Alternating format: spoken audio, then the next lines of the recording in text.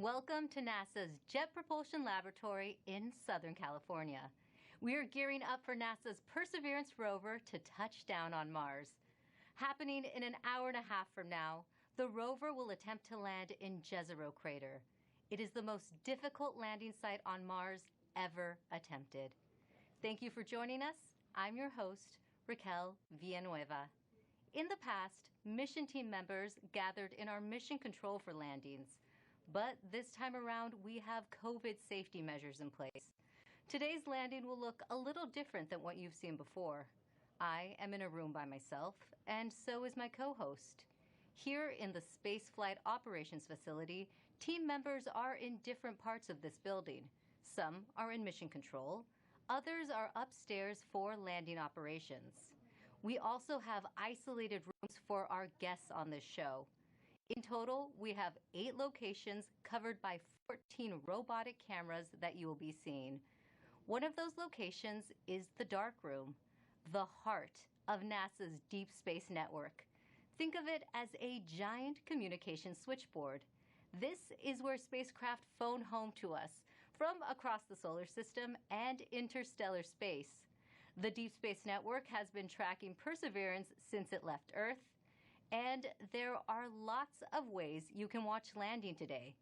We have a 360-degree camera inside the control room. It lets you experience the landing right along with the team while seeing this broadcast. We also have the clean feed. It shows an uninterrupted view of mission control and audio. También tenemos un programa en español. To tell us about it is host Diana Trujillo, who also works on the mission. Thank you, Raquel. We're so excited to be the sister live broadcast in Spanish. Sintonízate nuestro programa en las redes sociales de Twitter, YouTube y Facebook en la NASA en español para que nos acompañes a un tour virtual de la NASA con entrevistas con astronautas, con participación de artistas, con entrevistas con científicos e ingenieros de Perseverance, con Plaza Sésamo y mucho más. ¡Te esperamos! Gracias, Diana. And don't forget, we want to see how you are watching the landing today. Use the hashtag Countdown to Mars to send us your photos and videos. To preview what interviews are coming up is my co-host from the JPL News office, Marina Jurica. Thanks so much, Raquel. The excitement is building behind me right here in Mission Control as we count down to the Perseverance landing. We will be talking to some of the many people who made today possible, from scientists to engineers on the Mars 2020 Perseverance rover team to folks from NASA headquarters giving us a look into the future of Mars exploration. A little later, we will also be speaking with the students who named the rover and the helicopter. Inspirational stories as we prepare for another landing on the red planet. Back to you, Raquel. Thanks, Marina. Let's give a shout out to the students around the nation learning about Perseverance's mission to Mars with their teachers. We are happy you're with us on this exciting day. Later in the show, we will be answering some of the questions you submitted through your classrooms. Landing on Mars is complex. The team will be calling out milestones as they happen. It's fast-paced, and you'll hear lots of technical terms. To help us translate and explain what is going on in Mission Control is Swati Mohan. She is part of Perseverance's landing team. Thanks for guiding us through landing today, Swati. Hi, Raquel. I'm happy to be here today. So, Swati, what is the status of the Perseverance rover right now? So Perseverance is still in space right now, about 9,000 miles from Mars.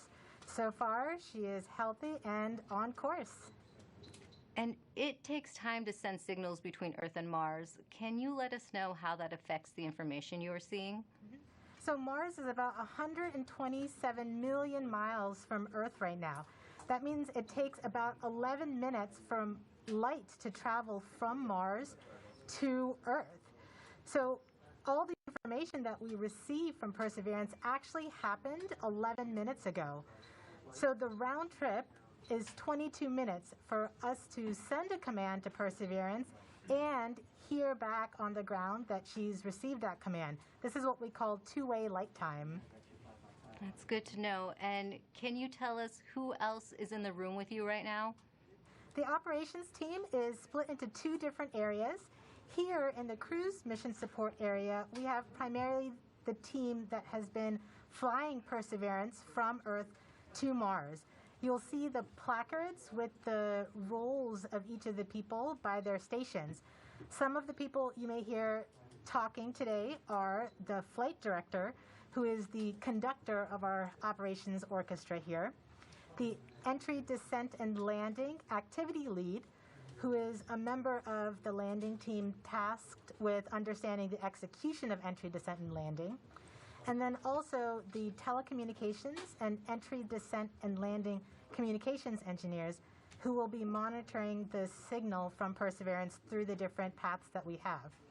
Upstairs, in what we call the war room, we have almost the entire entry, descent, and landing operations team. And then across the hall from them, we have the surface mission control room, where the surface operations team is ready and waiting to take over as soon as Perseverance's wheels touch the ground. And you have been part of this mission for years now. Can you tell us what have you been working on? I've been working on Perseverance for almost 8 years now as a guidance, navigation, and control engineer, working primarily on entry, descent, and landing. One of my big tasks was to help with terrain relative navigation. Perseverance will be the first mission to fly terrain relative navigation. So while she's descending on the parachute, she'll actually be looking at the ground with a camera, seeing where she is with respect to the Martian surface, and choosing a safe spot to land that she can get to. After so many years of working on the mission, it's an honor to be here today as the mission commentator. We're happy to have you here. Thanks, Swati. We'll be checking back in with you in just a few minutes as Perseverance approaches its next milestone. Sounds good. But for now, let's learn more about the rover's mission once it lands on Mars. You know, Mars is the closest place that we can reach with robotic exploration that we think had a really good chance of having ancient life. The Perseverance rover will land at a location called Jezero Crater. Jezero Crater is a very interesting place. It's a crater that once held a lake. There are a lot of craters on the surface of Mars that could have once hosted ancient lakes, but not every crater that we think had a lake actually preserves evidence that that lake was there. It had an inflow channel and it had an outflow channel. That means it was filled. The crater was filled with water. In Jezero, we have probably one of the most beautifully preserved delta deposits on Mars in that crater. This is a wonderful place to live for microorganisms, and it is also a wonderful place for those microorganisms to be preserved so that we can find them now so many billions of years later. There is no other place on Mars that has the unique combination of a lake setting, a beautifully preserved delta, and the diverse mineralogy that we have in Jezero Crater. So it's truly a special landing site. The major goal of the Perseverance mission is to investigate astrobiology on Mars, and in particular, to address the question of whether life ever existed on Mars. The Perseverance rover starts with a design that's very similar to Curiosity. We've added to it a whole new set of science instruments, and these science instruments were purposefully selected to help us in the search for biosignatures. We're going to be taking microphones with us. For the first time, we're going to have that human sense on another planet.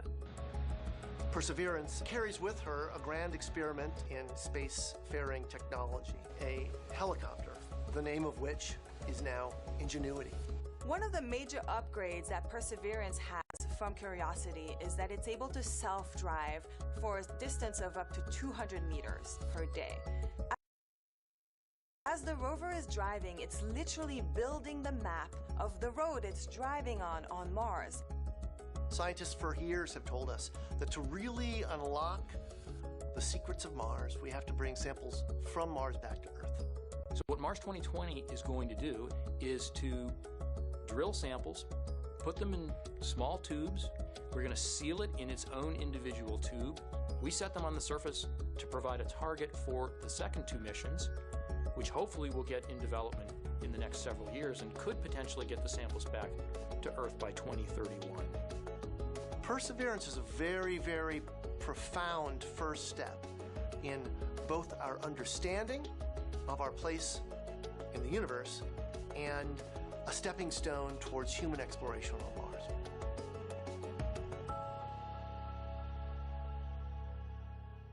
You are watching live Mars landing commentary, and Perseverance is about to reach another important milestone.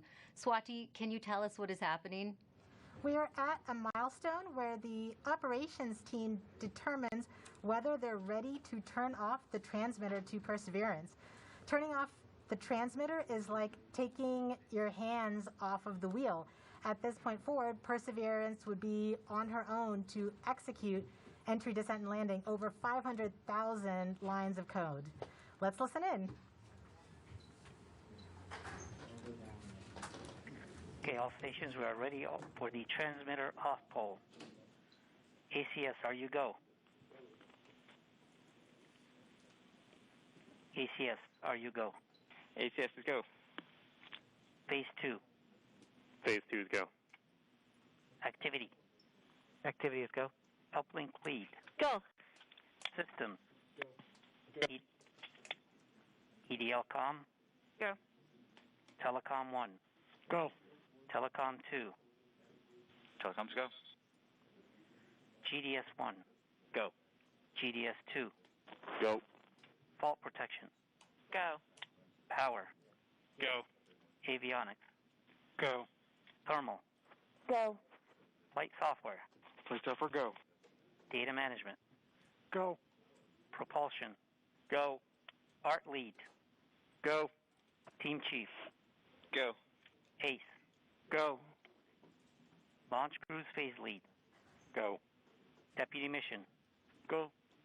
EDL phase lead. Go. Mission assurance. Mission assurance is go. Chief engineer. Chief is go. Project manager. Projects go. Mission manager. All stations are go for transmitter off. Copy flight, go for transmitter off. There you have it, Raquel. We have deemed Perseverance ready to execute entry, descent, and landing on her own. Thank you, Swati. As we just heard, Perseverance is now operating on its own as it cruises closer to Mars. To help explain what this mission means for the agency is NASA's Associate Administrator, Thomas Zurbuchen. Thomas, this is our 5th rover sent to Mars since 1997. Can you tell us how Perseverance is going to kickstart a new era? Wow, this is such an important day today, and it really is the beginning of a new era in a sense that we're going from exploration, kind of with experiments on rovers, looking around, doing analysis, to the sample return phase, in which we're not only looking around, looking at the geology, but really turning our rover into a robotic geologist and astrobiologist, collecting samples that we will bring back to Earth. And for us, of course, those are where the best laboratories are of all of humanity. Some of them still remain to be explored by some that are not yet in the science community yet. And that's what we're looking forward to. It's that new phase. The other element that I want to talk about is the amazing technologies that are there. And of course, one of my favorites is the Ingenuity helicopter, this in search of this extraterrestrial Wright brothers moment, you know, controlled flight for the first time elsewhere, Raquel. Great. And we have a student question on video for you from Macy.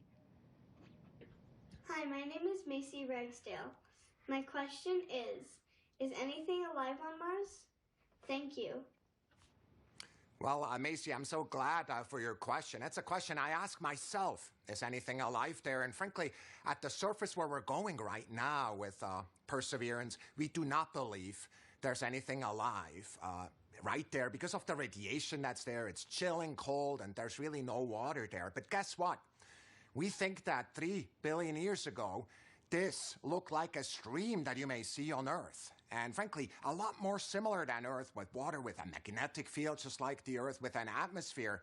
And the question is, at that time, 3 billion years ago, were there single-cell organisms, just of the type that developed on Earth? So is there life on Mars overall? We don't know. But where we're going right now, we're really looking for ancient life. And that's what we're so excited about. Thank you for your time today, Thomas. And thanks to everyone who has been using the hashtag Countdown to Mars. Here are some of the photos that you've sent in so far. Let's take a look. Now, please keep sharing with us how you are watching this moment today. For now, let's go back to Swati for an important update to what's going on in mission control as we get closer to another milestone. Hi, Raquel. This next milestone is a communications pole. So during landing, not only will Perseverance talk directly to Earth, but we'll also be talking to two spacecraft that are currently orbiting Mars, the Mars Reconnaissance Orbiter and the MAVEN spacecraft. This poll is to confirm with the Mars Reconnaissance Orbiter spacecraft and the MAVEN spacecraft teams that they are ready and on track to support the relay from Perseverance. Let's listen in.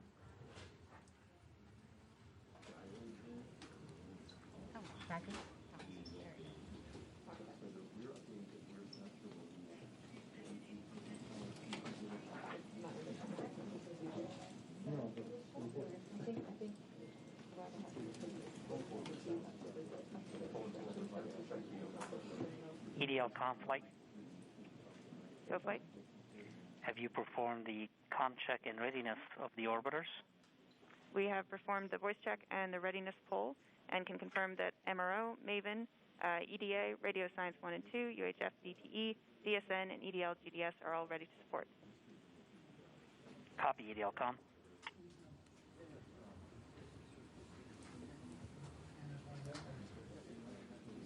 So we've just heard that we have confirmation from each of the different orbiters and all of their support equipment on the ground that they are ready and are on track to support the relay from Perseverance.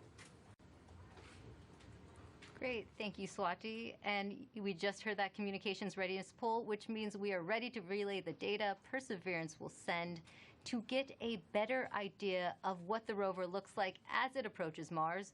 We have a NASA program called EYES. The visualization lets anyone watching track Perseverance. Here's how the program works. Follow Perseverance on its journey to the surface of the red planet with eyes on the solar system. From your desktop or mobile device, go to eyes.nasa.gov. Click on the banner, and now you're with Perseverance in real time through every step of EDL, entry, descent, and landing. This interactive experience lets you ride along from whatever perspective you choose. Click and drag, scroll in, scroll out. Check out the descriptions and explanations to increase your EDL expertise. Experience every entry, descent, and landing event precisely designed and executed to land Perseverance safely on Mars. The EYES experience is based on predicted data, but during this broadcast you'll see a different visualization called Ranger, and it's based on the real communication the team in Mission Control receives from Perseverance in near real time. This is the visualization the team will follow as data fills their screens while monitoring the health of Perseverance on its nerve-wracking course to another successful Mars landing. Enjoy the ride.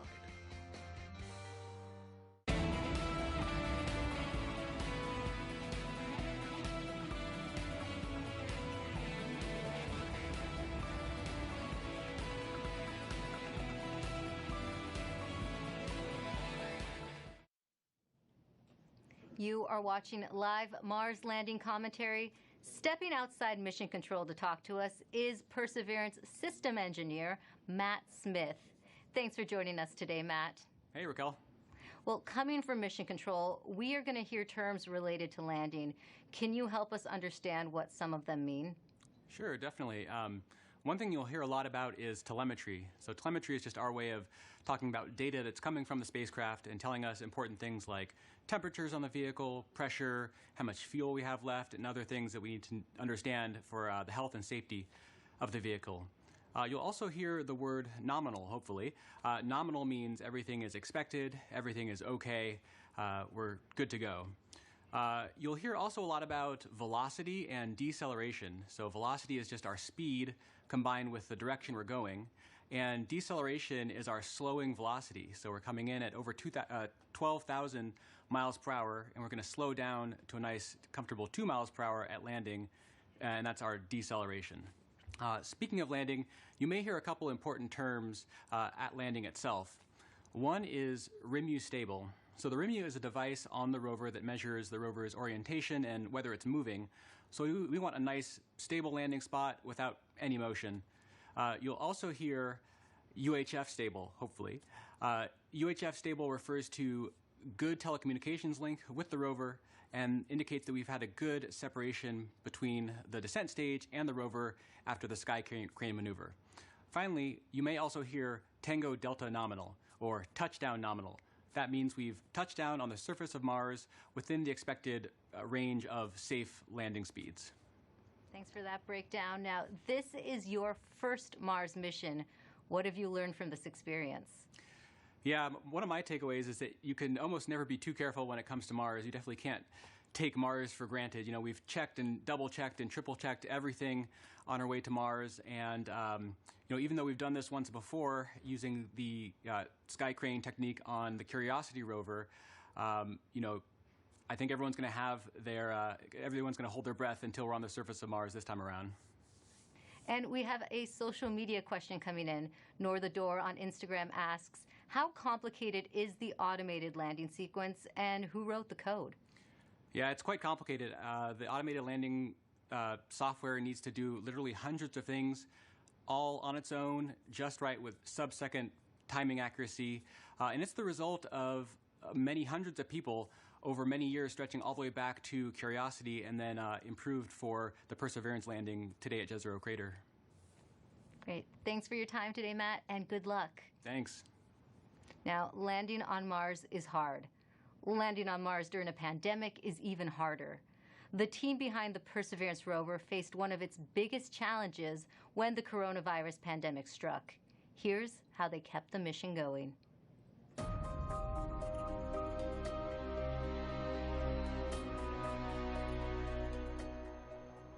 When the pandemic struck, the future was certainly unknown. It was like walking into a blind, dark alley. You didn't know what was there, what was in front of you, what you were going to have to deal with. It's something that nobody expected. It's something nobody could plan for. So we all were asked to start working from home. Rather than your first priority being mission success and getting to the launch pad, your first priority immediately gets displaced, and it's now the safety of the people. And it took a lot of work to put stuff together in order to keep momentum going, to keep people working safely, keep them healthy, and to keep the project on schedule. We called the effort Mars 2020 Safe at Work, and the objective was to keep the team as safe or safer than they would be if they were not working. You know, putting a spacecraft together that's going to Mars and not making a mistake, it's hard no matter what. Trying to do it during the middle of a pandemic, it's a lot harder. And liftoff. As the countdown to Mars continues, the perseverance of humanity launching the next generation of robotic explorers to the Red Planet. Certainly never done something like this before. Try to lead a team that's flying a spacecraft on the way to Mars while getting ready for landing, while doing it all from home. There's no doubt that working in isolation, not virtual isolation, but in physical isolation from everyone else, is a challenge. We had to rethink and redesign what it meant to operate a spacecraft in flight when we couldn't all be in the same room in mission control, seeing the data come down from Perseverance. It was a major change going to that, you know, looking at everyone on a screen instead of in person.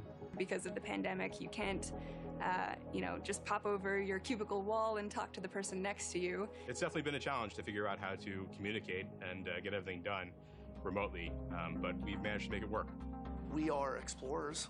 Our job is to go into the unknown, and this is just another example of the unknown.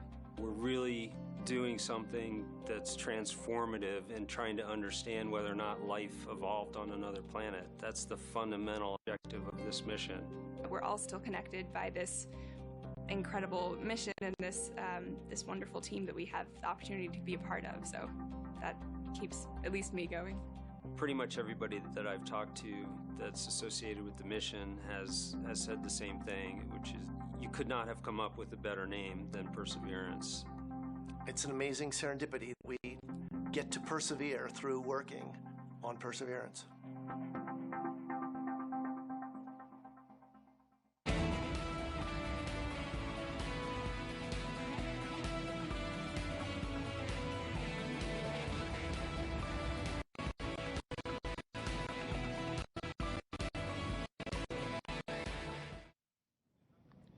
Joining us now is Perseverance Deputy Project Manager Matt Wallace. Matt, just how ambitious is this mission, and how does this team stay on track with unexpected challenges like the pandemic?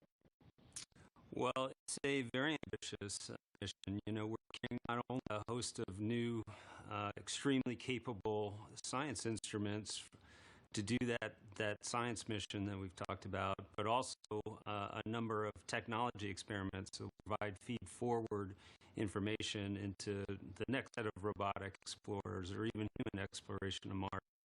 So there's a lot for us to do. We look a lot like Curiosity, but in fact we're carrying 50% more payload down to the surface of Mars, and so it's been a big challenge. You know, and it was particularly challenging when the pandemic struck. It came at a critical time in our processing. We were just months away from launching. We're trying to essentially get the spacecraft assembled, do the final tests. We did not have a lot of margin in our schedule, and our focus just entirely shifted from that to keeping the team safe and keeping their families safe. And we had to do that quickly. We had to make the adjustment quickly. I think, you know, we got through it with a lot of help. A lot of people stepped up to make it happen. The team was tenacious, and we managed to get it launched and fly it to Mars. You know, thanks to a lot of help. And Matt, just how large is the team that worked on Perseverance? It's a big team. A couple thousand people here just at JPL, in fact, have worked on the mission. And then almost every other NASA center has contributed in some significant and critical way as well. We have over 1,000 industry partners that have provided hardware into this mission from 44 different states, 60 different cities, and of course we have international contributions from Europe and many other international providers as well. So it's a big team. It's taken a lot of people to get us to where we're at. That is a big team. This is the most difficult landing site ever attempted. Now, why do you think Perseverance is ready to land in Jezero Crater now? Jezero is tough. I mean, it's scientifically fascinating because it's got a lot of things like craters and you know, rock fields and cliffs and sand dunes and that sort of thing, which are great for the science community. That's exactly the type of features they're looking for to learn more about Mars. But they're all landing hazards for us. And so we've had to add new technology to relevant navigation, which is the ability essentially to divert away from hazards. But we have taken this system through the same types of paces that we have in previous missions. We've used the same techniques, the same best practices for engineering verification, and in many cases we've used the same people. This, in fact, is my 5th Mars Rover mission, and I'm not alone. There's other people on the project in the same situation. So, you know, the team has given it everything they've gotten to put it all out there and to make this successful, and I think we're ready. Thanks, Matt, and good luck on your 5th mission. Thank you very much. Well, Jezero Crater is a location on Mars that has intrigued scientists for years. Let's head over to Marina to learn more about the science goals of the mission. That's right, Raquel. Here to explain why we want to go there is Deputy Project Scientist Katie Stack Morgan. Welcome, Katie. Thanks, Marina. Glad to be here. Now, Perseverance is landing on Mars at the Jezero Crater. Why is it that you and the team chose this particular area? Yeah, so scientists believe Jezero Crater is one of the best places on Mars and possibly the entire solar system to look for signs of ancient life. Jezero contained an ancient lake and has within it one of the best preserved ancient delta deposits on the surface of Mars. And deltas form when a river enters a relatively open body of water, like an impact crater, and deposits the sediment that it's carrying into the lake. And we know based on studies of deltas and lakes here on Earth that they're great places to concentrate and preserve organics and support microbial life. We're also excited because Jezero exposes rocks that are between 3.5 to more than 4 billion years old and represent a variety of different geological processes. Now, this might be a tough choice, but what do you think would be the most rewarding scientific discovery that we expect to get from this mission? Yes, hands down, I think the most rewarding discovery I think we can make with Perseverance would be finding a truly compelling ancient biosignature on Mars. The rocks in and around Jezero crater record a period of time when life first arose in the solar system, and we have the opportunity with Perseverance to study the evolution of the planet from a once habitable world likely capable of supporting ancient life to the cold, barren planet we know Mars is today. And why do you think, Katie, it's so important to find out if there really is or was ancient life on Mars? Well, the question of whether there's life beyond Earth is one of the most fundamental and essential questions we can ask. And our ability to ask this question and develop the scientific investigations and technology to answer it is one of the things that make us as a species so unique. And based on everything we know about Mars in the past, it absolutely should have been capable of supporting ancient life. So we can find out an answer to the question, where there were habitable environments, was there life? And studying the possible emergence of life on ancient Mars can also help us better understand the conditions that led to life on our own planet. That's so fascinating, Katie. Now we're going to take a question from a student, Vara.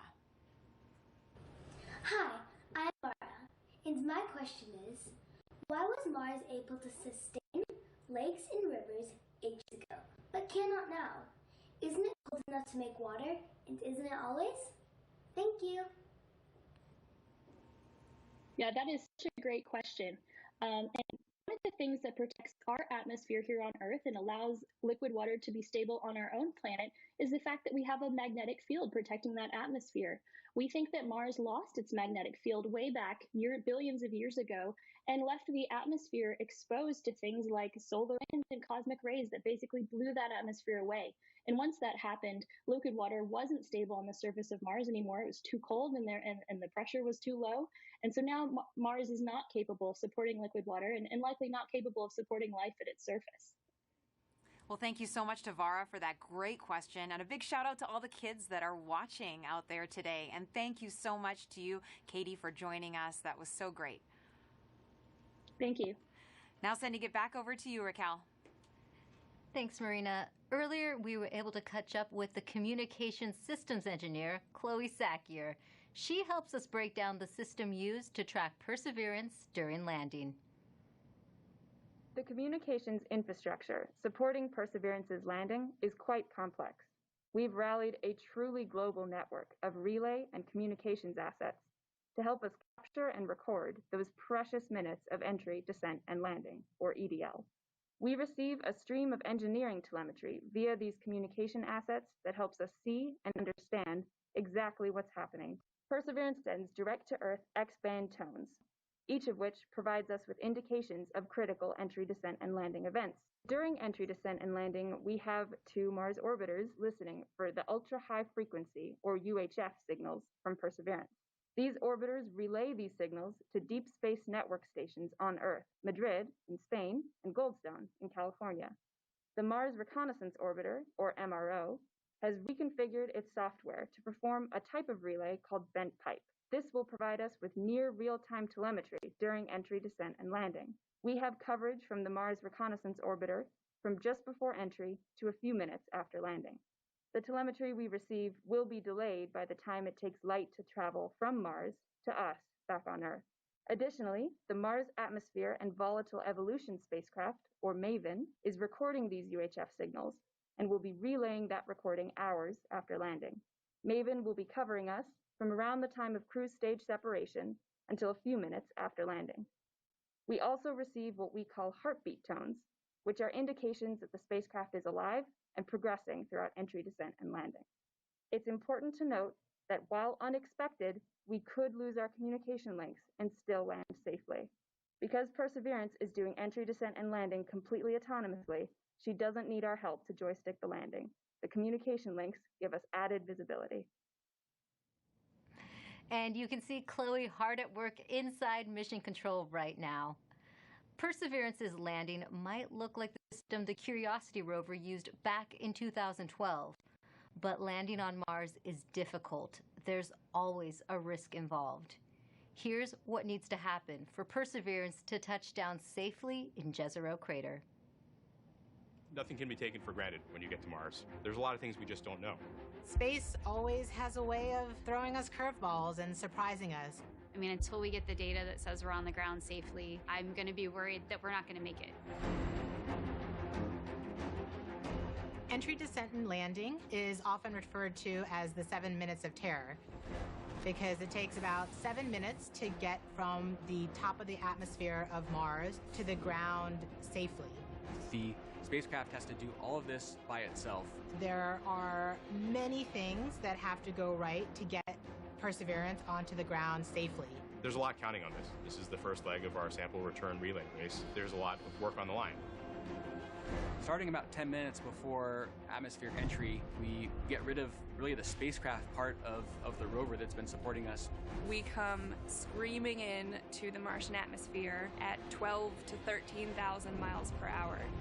And the heat shield is what dissipates all that initial energy through friction. The vehicle will continue actually flying itself through the atmosphere. It's sort of like a transforming vehicle that went from a spacecraft, and now it's kind of like an aircraft actively guiding itself. When we're going slow enough, we deploy a parachute. The biggest supersonic parachute we've ever sent to another planet. It's critical for slowing down the vehicle. Perseverance's entry, descent, and landing borrows heavily from that of Curiosity. But fundamentally, Perseverance is a different rover. She's bigger, she has different instruments. We've added a lot of smarts on the inside to make it more capable so that it can deal with the landing site that we've given. The science team identified Jezero Crater as basically an ancient lake bed and one of the most promising places to look for evidence of ancient microbial life and to collect samples for future return to Earth. The problem is it's a much more hazardous place to land. You look at Jezero, all you see is danger. How do we go to a site that we never thought was safe enough to go to before? So the heat shield, which has protected us all the way through entry, is no longer necessary. We need to get that off so that we can actually see the ground. And we can see the ground in a couple different ways. Perseverance will be the first mission to use terrain relative navigation. So while it's descending on the parachute, it will actually be taking images of the surface of Mars and determining where to go based on what it sees. This is finally like landing with your eyes open. But having this new technology really allows Perseverance to land in much more challenging terrain than Curiosity or any previous Mars mission could. Amongst the rocks and the craters and the cliffs, these things are hazardous to the rover, but these are the things that are interesting to the scientists. Once Perseverance has figured out where she is, we jettison the back shell and parachute and light up our rockets. Those rockets help us steer to a safe landing spot that's nearby. That descent stage takes us all the way down to about 20 meters off the ground. That's when we start the sky countdown. Once the rover has hit the ground, the descent stage will cut loose from the rover and fly away to a safe distance. Surviving that 7 minutes is really just the beginning for Perseverance. Its job, right, being the first leg of sample return, to go look for those signs of past life on Mars. All that can't start until we get Perseverance safely to the ground. And then that's when the real mission begins.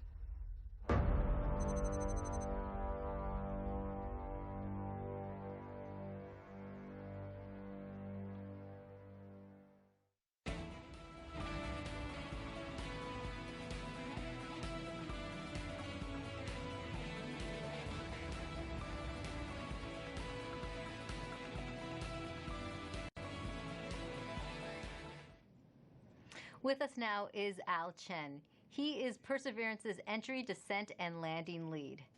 Al, you were part of the Curiosity rover landing. Does it get any easier the second time around? It absolutely does not, especially when considering we're trying to land the biggest, heaviest, and most complex rover we've ever built at the most dangerous landing site we've ever attempted. Jezero may look great and promising from a science perspective, but it's absolutely treacherous for landing. There's a cliff wall that's about 200 feet tall that runs right through the middle of the landing site. There are craters full of sand that even if we landed them, we would not be able to drive out of. And there are rocks to the east and actually all over the place, rock fields. That would be a bad day for us if we were to land on them. Now, Al, what new technology makes this type of dangerous landing possible?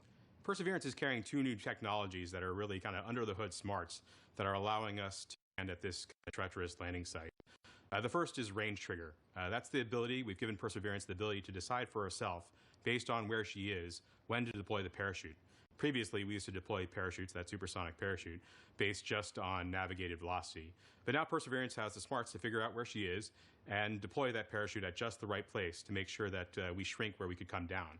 That actually reduces the area, that error ellipse, where we can come down on the ground, from something that was on the order of 15 miles long by 12 miles wide for Curiosity to about 5 miles long by 4 miles wide for Perseverance. So that's quite a bit of reduction. Second, the next piece of technology that's helping us land there is terrain relative navigation. In the past, after we popped off the heat shield, we've taken pictures of the ground as it's been coming up, but we haven't really done anything with them. This time, Perseverance is carrying a camera to take pictures, but also a kind of second brain to help it figure out what those pictures are telling it and match it up with an onboard map from a satellite. That allows it to figure out exactly where she is. Suddenly then, she can then fly to safe spots that are nearby once she really knows where she is. It allows the site to not have to be as flat and boring as a pancake as some of our past sites have been, the entire area we could come down. Now we just need little pieces of that site to be small enough and safe enough for us to land in safely and fly there after we've gotten rid of the parachute. And we also have a social media question coming in. Sansakari14 on Instagram is asking, how does the sky crane decide where to move itself after the payload lands?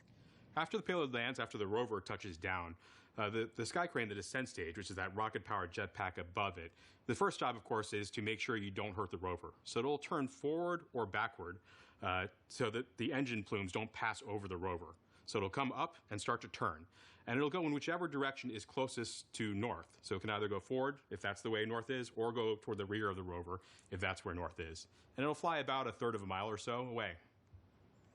Thanks for talking to us today, Al. Thank you very much. Now, let's head back to Mission Control for an update from Swati. Hi, Raquel. So remember that command that we sent at around 11:35 to turn the transmitter off? We are just about to get confirmation that Perseverance has received the command. The command took 11 minutes to go to Perseverance, and then the reply took 11 minutes to get back from Perseverance to the ground. So we should hear any second now that we have officially turned off the transmitter. And after that, we will be about 4 minutes from the start of entry, descent, and landing mode. At this point, we will transition from the cruise approach mode to entry, descent, and landing. And that means our travel from Earth to Mars is done, and now we just need to get to the surface. So far, things are looking good. Great. Oval, this is TAD 3, ready to show estimated miss distance for OD 132. Copy, ADL phase, we'll come back.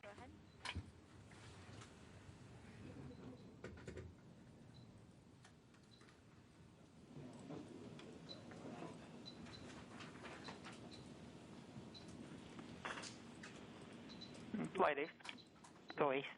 Our tracking stations have all confirmed the results of the transmitter drive off and in lock one way. Copy, Ace. GDS flight. Flight GDS. At this time, I'd like to disable the alarms before EDL main. So please disable all the alarm files and start a new downlink session. Copy that, EGP. Copy that, proceeding now. Confirmation that we are now officially one way and the transmitter is off.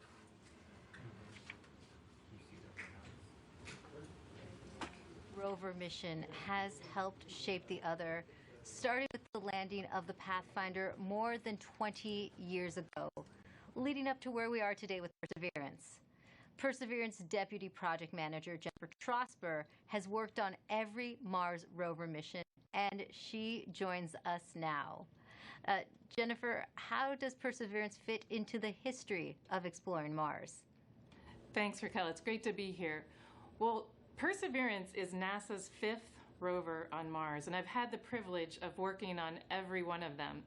And the very first rover was the Sojourner rover we sent in 1997, and it was the size of a microwave oven.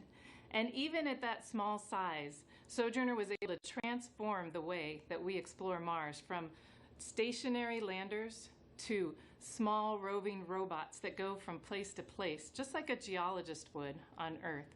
So once we had that roving capability, then we sent our twin rovers Spirit and Opportunity. Spirit and Opportunity were tasked with finding evidence of ancient water on Mars. Now they did. They're great explorers, and both of them found ample evidence that water had once existed on the surface of Mars. But we had a question. Another question then was Mars ever habitable if water had been there? And that's when we sent Curiosity. Now, Curiosity was a major upgrade to our rover fleet. She's the size of a small car. She landed with the sky crane system instead of airbags. And she also carries along her own sample analytics lab, and she's still operating today. And during her exploration, she has found evidence of a habitable environment in an ancient lake bed on Mars. So now we're sending Perseverance. Perseverance is tasked with answering the question and looking for evidence of ancient microbial life on Mars. And in order to do this, she has to be the smartest and most capable rover we've ever sent. Speaking of Perseverance, can you tell us more about how Perseverance is smarter than its predecessors? Yes, we've made a lot of upgrades to help her along with the surface mission. One of them is for her autonomous traverse capability. When I say autonomous traverse, I mean we tell her where we want her to end up, and she has to figure out the safe and best way to get there. In order to do that, she uses her cameras, algorithms, a computer. So we've given her another computer, we've upgraded the cameras, and we've upgraded the algorithms. Now she drives 3 times as fast as Curiosity could drive in this autonomous traverse mode.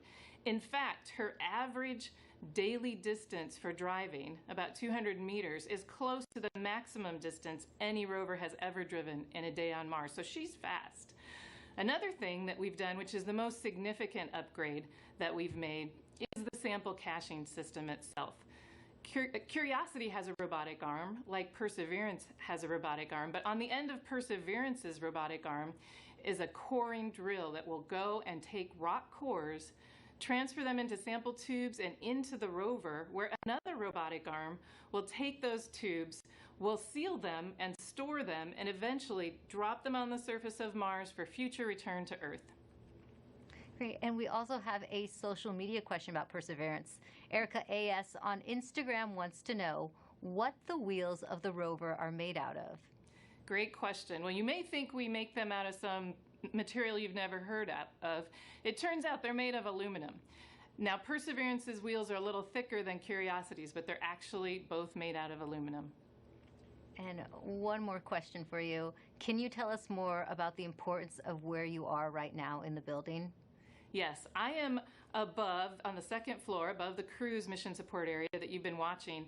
And this is the surface mission support area. So as soon as Perseverance lands, all commands, this room will take over. It will become headquarters for operating Perseverance on Mars.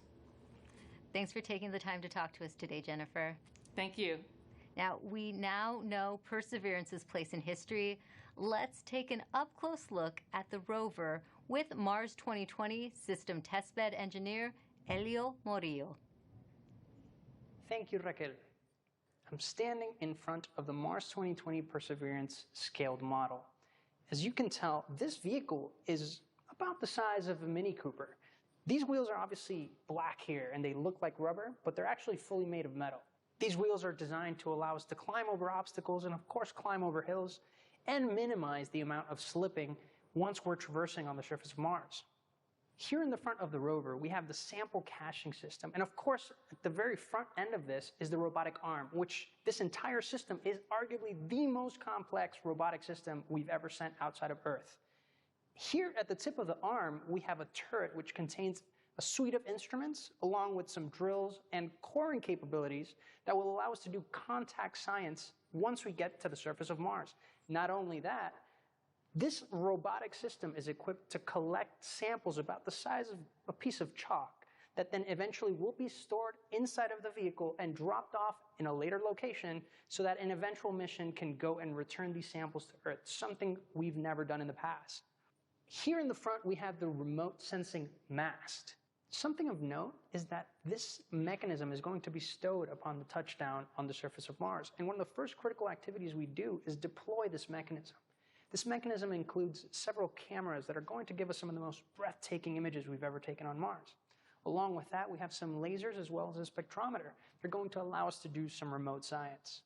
Here you see some of these extrusions that are part of a larger weather suite of instruments that will allow us to characterize the local climate around Perseverance.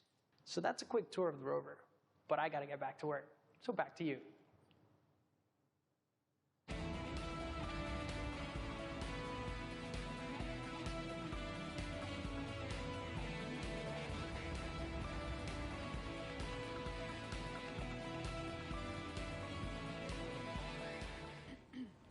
Perseverance is collecting samples of Martian rock for future return to Earth. We've heard that scientists have been wanting to bring Martian samples back for many generations. And here to talk a little bit about that is NASA's Planetary Science Division Director, Lori Glaze, who joins us now to talk about the role Perseverance will play in NASA's future goals. Welcome, Lori. Hi. Now, as you just heard, we've heard that scientists have been wanting to bring back these Martian samples for a very long time. Why do we need to bring them back? That's really a great question. You know, we actually have examples of Mars already here on Earth that came here as meteorites. But we don't know exactly where they came from on Mars, and then they also have had to make the trip from Mars to Earth, and so they got altered during that time, and then during their entry and descent into the Earth's atmosphere, that also changes what those rocks are like. So being able to go to Mars and actually collect a sample where we know exactly where it came from, and we know we can preserve it and keep it pristine and carry it all the way back here, this will be incredibly important to help us answer questions about the geologic history of Mars, understanding how it formed and evolved, and also really important questions about whether or not life actually existed on Mars 3.5 billion years ago, and whether that life, if it existed, has been preserved in the surface of Mars. Now, Lori, these sample tubes that Perseverance is going to be collecting, they're the cleanest things ever created on Earth. Tell me a little bit about that. Oh my goodness. We worked so hard. The team here at JPL is absolutely incredible to assure that those sample tubes are incredibly clean.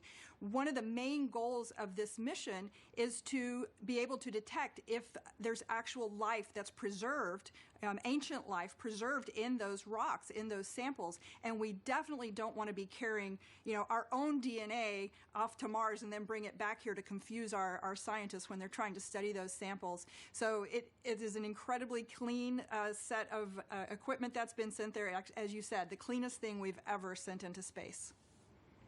Now, this is a very complicated campaign. Can you break down for us how it's going to work and if there's any international partners working with us?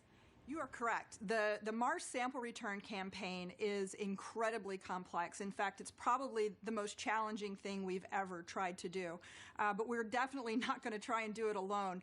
We have great partners with the European Space Agency. And the way this campaign is going to work, well, Perseverance is the first step. Chapter 1 is going to Mars and collecting the samples. Chapter 2 is going to be a sample return lander that we hope to launch in around 2026 to 2028. And that lander, it'll be an American lander carrying a fetch rover that's provided by European Space Agency. And that little fetch rover will drive out and pick up the samples that Perseverance left on the surface of Mars. And the Fetch rover will bring them back and load them into a rocket that we call the Mars Ascent Vehicle, which will be the first ever launch from another planet. And it will launch those samples into orbit around Mars. In the meantime, the European Space Agency will have an orbiter that's in orbit around Mars that can rendezvous and capture those samples and then bring them back to Earth for us to study back here in our amazing laboratories. A lot of firsts, it sounds like, Lori. And another first, how is Perseverance and the Mars Sample Return mission going to help the future exploration, human exploration of Mars? I'm so glad you asked that. I think we're going to get a lot of great information from Mars Sample Return with, again, being able to land the heaviest payload we've ever landed on Mars will be that Sample Return lander. That's critical to us learning how to land humans on Mars. And then we are definitely going to want to be able to launch the humans back off of Mars. So that Mars Ascent Vehicle is going to be critical, that first step of the first launch from another planet. So exciting, Lori. And speaking about the Mars generation, we're now going to take a student question for you from Livia. Hi, my name is Livia, and my question is, what made you want to study Mars, and why are you working so hard and willing to wait so long for a sample? Thank you. Oh, Olivia, that is such a great question. And I enjoy Mars just because it can tell us so much about how our solar system formed and evolved. All of the planets can tell us different parts of that story, and Mars is a really key piece of that. And one of the main reasons we're willing to wait so long to get the sample back is that we've got great new scientists that are all about your age, and in about 10 or 15 or 20 years, you'll be the generation that's going to actually get to work with these samples. When they come back, you'll be the scientists and engineers that will be the next generation to change how we think about Mars and how we think about life in the solar system. That was a great question, Lori. Reach for the stars, future little scientists and engineers. Thank you so much for joining us here today, Lori. It's my pleasure. Thanks. Back to you, Raquel, for another mission update. Thanks, Marina. The cruise team for Perseverance controls the rover on its way to Mars. And moments ago, they handed it over to the landing team, and it looks like team leaders in mission control are about to talk to both teams. So let's listen in. The CBM change, as I mentioned previously, is to the EDL reserve two-way non-coherent route. Activity. Copy flight. EDL phase, go ahead. Like pep talk, I guess, to the team. All right. You know, I'm terrible at pep talks. I think my reputation precedes me there. And look, I know this hasn't been easy, right? I'm not even sure we've even been all in the same room at the same time. I mean, I'm staring at folks across the internet as well. Even now, right? Yeah. Voice check. Okay. I do want to just extend my heartfelt appreciation from the EDL team to the launch cruise team. You've done everything we've asked for, right? I mean, you've battled anomalies, you've dealt with Cepheids, you've done everything. You delivered a healthy spacecraft to the place that we want to go, and she's right on target, right? We did the last maneuver literally 2 months ago, right? This is pretty incredible, in my opinion. And she's armed with the right information to help us land. Doing the parameter update last night, we're ready to roll. You've done everything right.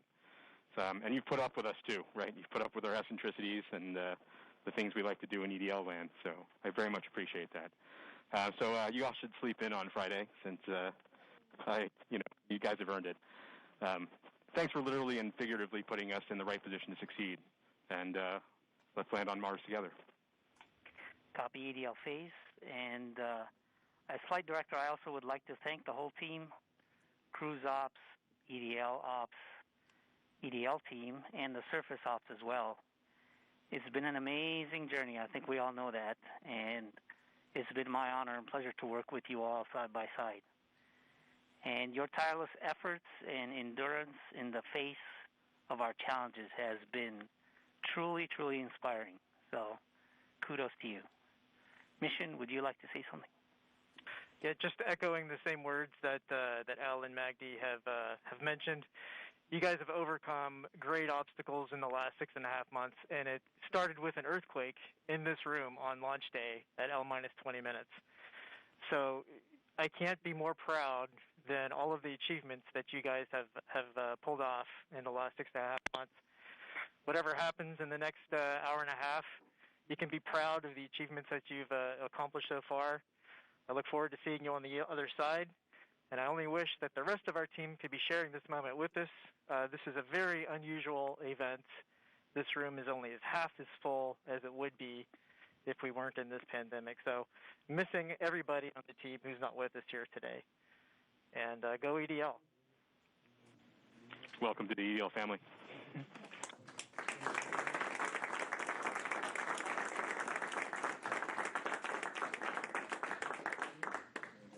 And with that, Godspeed Perseverance.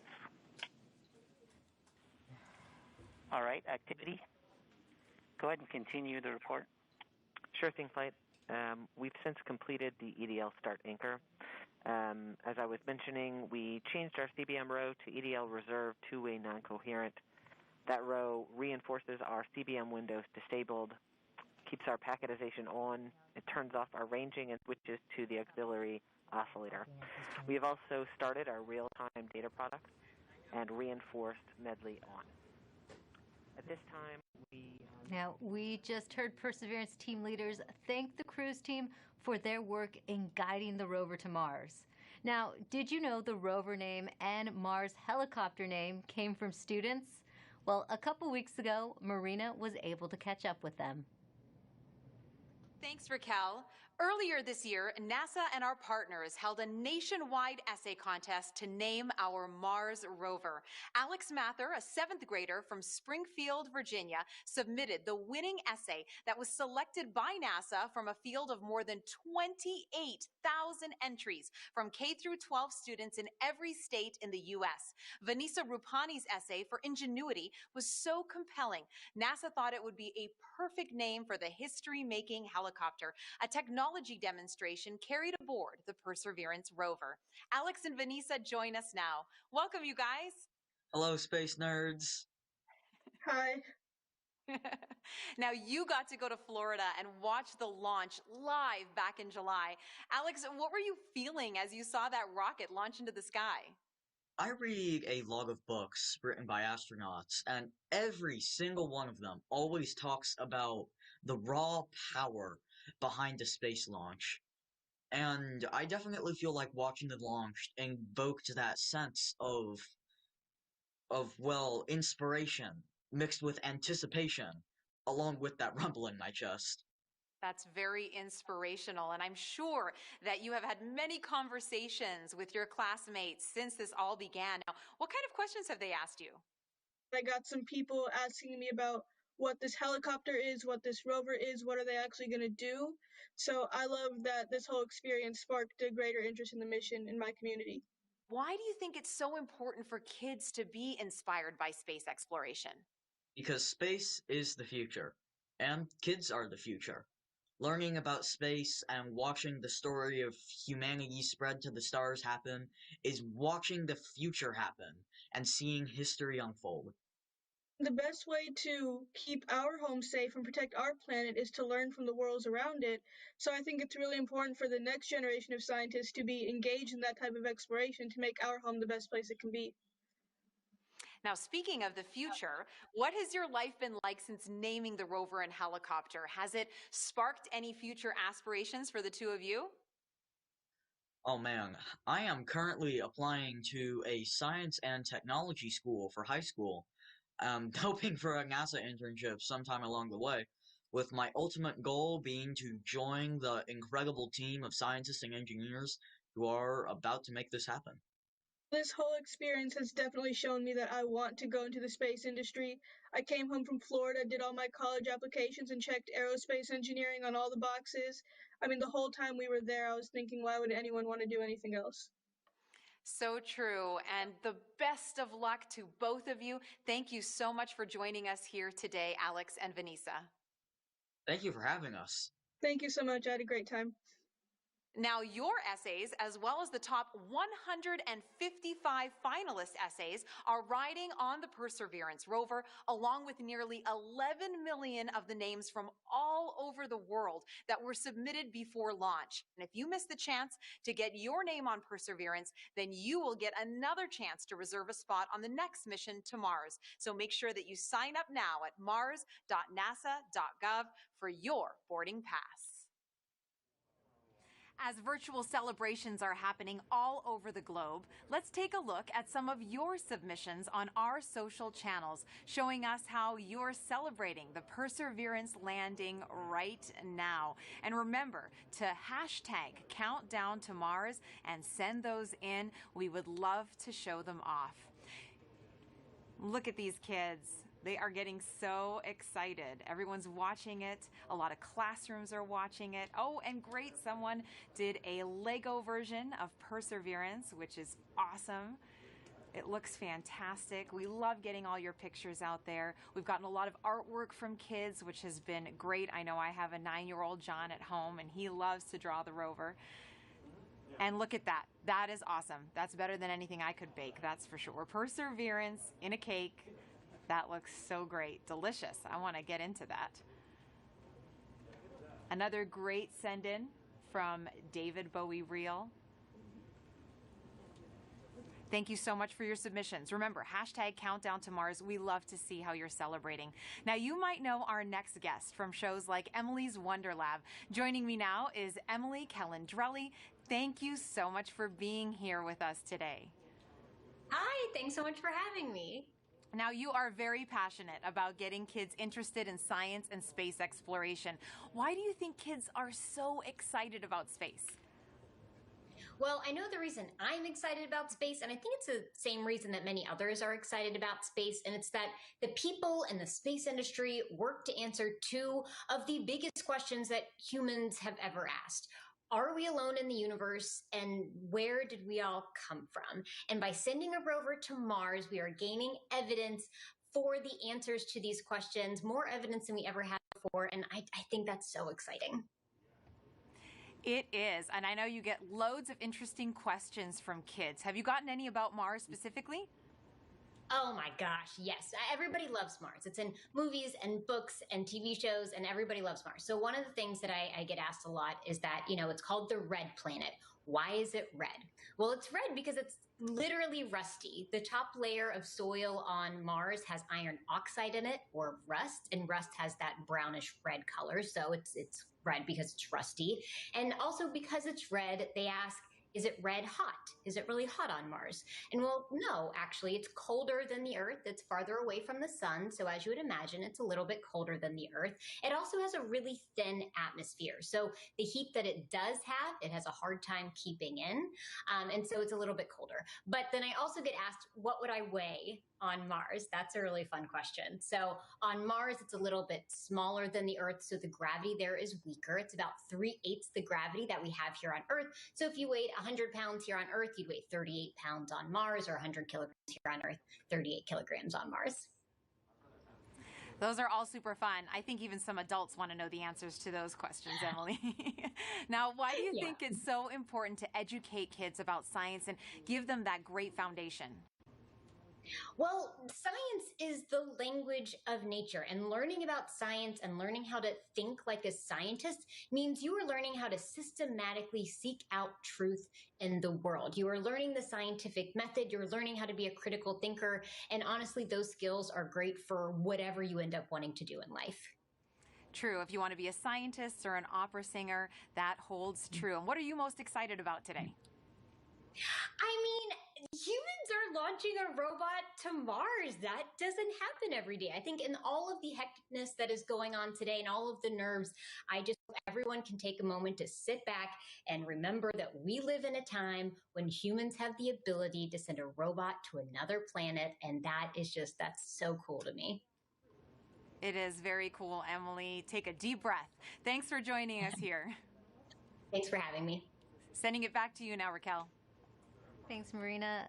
We are offering lots of ways to ride along with us to Mars. Now put yourself right into the action now with our Perseverance photo booth. You can pose next to the rover, place yourself in our mission control and even see what you might look like taking a selfie on the red planet.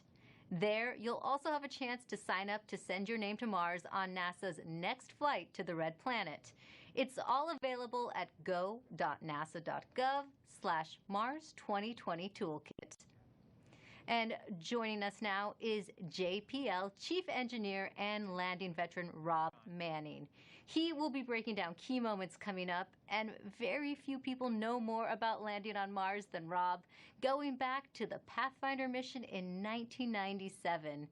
Thanks for joining us today, Rob. Thank you very much, Rick, for having me here. And what a wonderful experience. What a wonderful day for a beautiful day in California.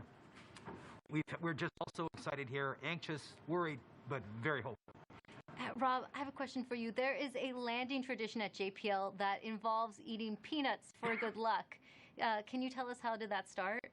Yes, it started in the mid-1960s. What happened was we had a series of missions that had failures. The Ranger program in the early 1960s, one after another, failed. And what happened was one day, a fellow by the name of Dick Wallace on Ranger number 7, on the 7th attempt, decided to bring peanuts to the ops area just before the launch, and guess what?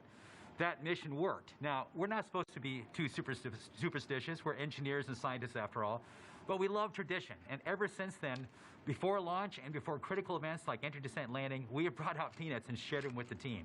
And it's been really a wonderful little experience. And so this is something we will do. We're doing right now, and it's something that we just can't help ourselves. It's just part of the experience. Well, speaking of the experience, how did the Perseverance team keep the tradition alive this year? Well, this year we passed out little packets of peanuts to the team, and they can sneak one peanut in their mouth as part of to keep the tradition alive. But you know, this is part of the COVID experience, but we can't leave this one undone. So this is what we're doing, and this is going to help us land safely. All right, thanks, Rob. I have some questions for you a little later on, but we're heading back to Swati Mohan, who is part of the landing team. She'll be calling out key milestone and events as they happen from Mission Control, so let's listen in right now. So right now we're still about 20 minutes from entry, and the EL phase is giving a last-minute confirmation of what will be happening in the upcoming changes to the vehicle, just to remind the team. This will allow us to steer our trajectory as we make our way through the atmosphere. This is one of the things that allowed MSL, the Curiosity rover, to land where it did. And we're depending on the same type of entry guidance this time around to help get us very close to our target.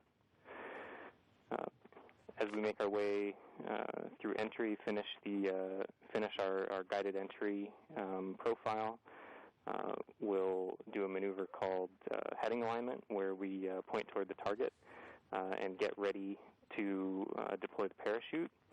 But before we deploy the parachute, we need to get rid of a set of balance masses that have been giving us a center of gravity, or CG offset, throughout the guided entry phase. So these are called the entry balance masses. We also call this maneuver SUFR, S-U-F-R, or straighten up and fly right. So we'll go ahead and eject those masses when we get a trigger from the GNC system telling us that we're at the appropriate range to the target to do so. As soon as we deploy those, we will no longer have a CG offset, and we'll be ready to deploy the parachute 17 seconds later.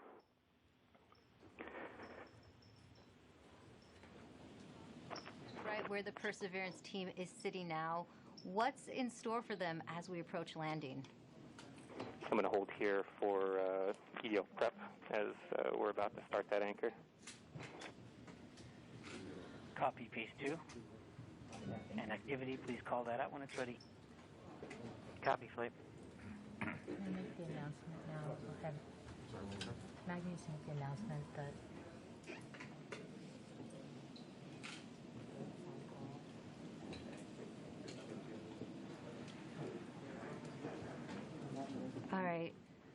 Rob, you've been right where the Perseverance team is sitting now. What's in store for them as we approach landing? Well, this is the nail-biting time. Fortunately, we still have ones and zeros coming, but very soon, as we approach cruise stage separation, the transmitter on this rover we've been using all the way to get to Mars is going to be turned off. So we will lose our ability to see ones and zeros. But the good thing is, once the cruise stage is gone, there's another radio that will continue transmitting a tone, so that like a flashlight, that will allow us to at least see that the vehicle is still on, and that color of that flashlight tells us a little bit what state the rover's in. But soon after that, it won't be very long before we'll be able to hear more ones and zeros coming from the spacecraft. So this is a really exciting time, and it's just important to remind people there's a lot that can go wrong in a day like today. There are thousands of things that have to go right. Yeah, we had success in the past landing on Mars. You'd think it gets easier, but it really doesn't. Why is it still so difficult? Well, because it's involved thousands and thousands of things, hundreds of thousands of lines of code. There's 79 pyrotechnic devices. Each have to work perfectly. One critical wire short, or one key thing mechanism that doesn't work or breaks, and it's mission over. And so it's, and it's very easy. We're human beings. We're not perfect. Mistakes can be made. We count on each other to find our own mistakes, and we work very hard to learn from the mistakes of the past. We've had many failures. Remind people, roughly around half of the missions to Mars over history have failed. And so that could happen today too. Even though we've had a nice, wonderful string of successes in the United States, it's still still a bit of a gamble that we have hoped that we have erred in the side of luck, and we've stacked the deck and loaded the dice to make this thing succeed. But if we do fail, if something bad happens today, I can tell you, we're going to learn it. We'll have the data that tell us what happened. We'll know why. We'll figure it out. And if we are allowed, we will pick ourselves up and get us back on the horse. And if Congress and NASA allow, we will try again. As we always do, we will learn from our mistakes.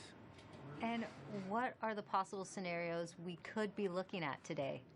Well, there's things like one of the key stressful elements for all of us is parachute inflation. But just even separating from the cruise stage is a pretty major event. Lots of devices have to work properly. Certainly, the heat shield separation, getting the descent engine started. There's no less than 16 rocket motors that have to work. 8 to control during entry, another 8 to control it during landing. I said it's a lot of stuff, and it all has to work. And guess what? We haven't done this before with this vehicle ever. This is its first attempt to actually land. We can't try this on Earth. We don't have test pilots to try it out on this planet before the big show. So this vehicle is doing it for the first time. We've done the best testing we could do in bits and pieces, but it's as best as we could do. But I think our team is up to it. This team is the best. It's a diverse, intelligent, amazing group of people. People from all over the world who worked on this, not just here in California, but all over NASA, contributors from aerospace, universities, countries around the world. It is just an incredible, remarkable engineering achievement, and I am just so proud of this team. Thanks, Rob. Now, let's listen back into Mission Control. Flight, we're about 14 minutes from entry interface. The vehicle is currently preparing the heat rejection system that has kept the thermal system cool inside the air shell for about the last 6 months. This will allow the spacecraft to more easily cut the lines in upcoming cruise stage separation, which is under 4 minutes now.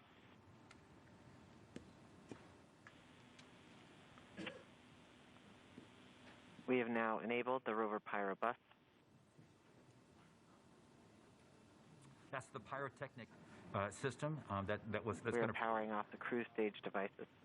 And these are the things in the cruise stage that we no longer need. With the pyrotechnic system working, we can explode the devices. The vehicle is preparing for the upcoming cruise stage separation in about 3 minutes 15 seconds by powering off all the devices on the cruise stage in order that Take me safe once the cruise stage is jettisoned. Yeah, this cruise stage has been very reliable. We are firing our first pyros to vent the HRS liquid and gas. This has been the coolant that's kept their vehicle from getting too hot on the way to Mars. We have to vent it into space. And so this is one of the first major events that take place as part of entry, descent, landing. The HRS vent anchor is complete. Yes. We will see the next anchor in approximately 3 minutes. Okay. We are currently 12.5 minutes from entry interface. We are coming upon cruise stage separation in 2 minutes and 20 seconds. What's happening now, Rob? Okay, well, we're just waiting. The rover is completely in charge. It's doing all the things we've taught it how to do. It's all built into the software. We've tested it over and over and over again. This team has spent 24 hours a day, 7 days a week, testing this thing for years. And so this is really the culmination of all that work. So this vehicle is getting ready to push that cruise stage away. Once it gets pushed away, the entry system with the rover inside, with the rover still in charge, is going to get ready to take the vehicle, turn it to the right orientation, and aim it to Mars, and prepare for entering the atmosphere.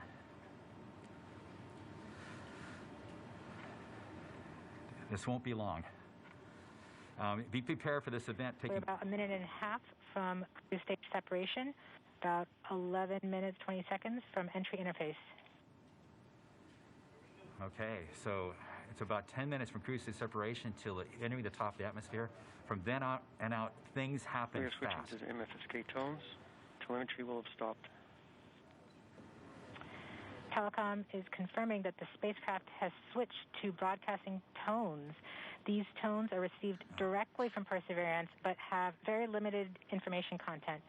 We won't receive real-time information until about 9-10 minutes from now, once the Mars Reconnaissance Orbiter starts relaying information from Perseverance. We are under 1 minute from cruise stage separation, about 10.5 minutes from entry interface. It's getting exciting. I have to admit, I am quite anxious, but very hopeful that this machine is going to do what we asked it to do. You're seeing the heartbeat tones. Okay, that means that there's no more ones and zeros coming. It's just the vehicle telling us it's still alive.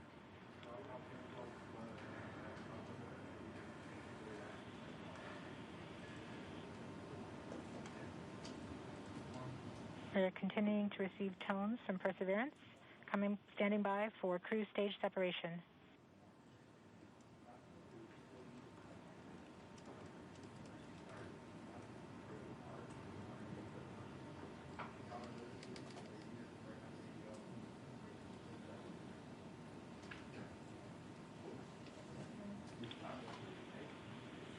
We have indication that cruise stage separation has been confirmed by the spacecraft.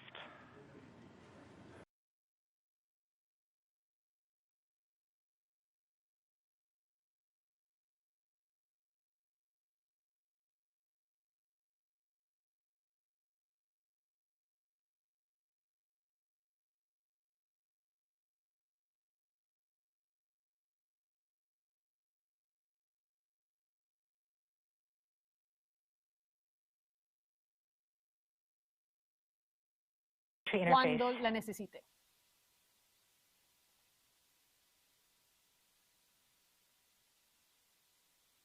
Como ustedes me escucharon hace un momento, el equipo de comunicación ha confirmado que la nave ha empezado a emitir los tonos, así que continuamos esperando para la siguiente etapa.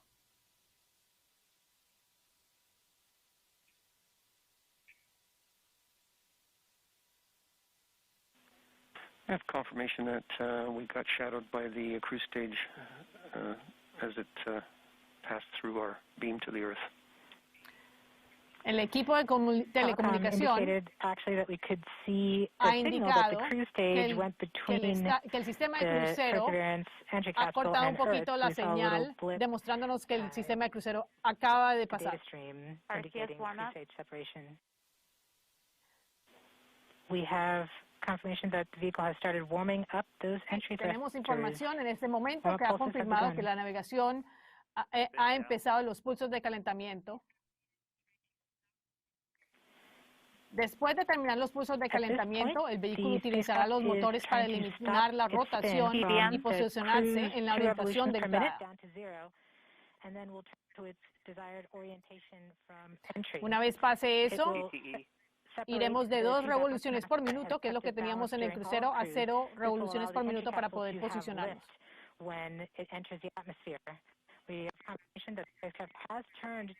Estamos aproximadamente a 7 minutos y medio del punto de entrada a Marte. Una vez Perseverance esté orientada en la entrada, liberaremos 2 pesos que ayudarán a mantener el vehículo balanceado durante mantenían el vehículo balanceado durante el crucero. Esto ayudará a que la cápsula de entrada tenga la fuerza necesaria para sustentarse y cuando entre a la atmósfera pueda volar como un avión.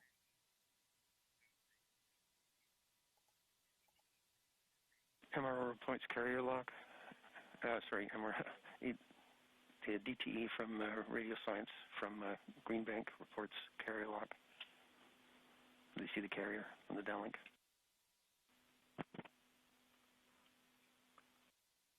Flight level 1. Continuamos esperando para entrar a Marte. Estamos a 6 minutos. 45 seconds from entry interface. We have confirmation from Greenback that they are receiving direct to Earth telemetry via that path. The spacecraft Perseverance is currently transmitting heartbeat tones. La nave continúa emitiendo tonos de latido, lo que indica que está operando sin ningún problema. No tiene nada significativo que informar, tal como lo esperábamos. Continuamos esperando para la entrada a Marte.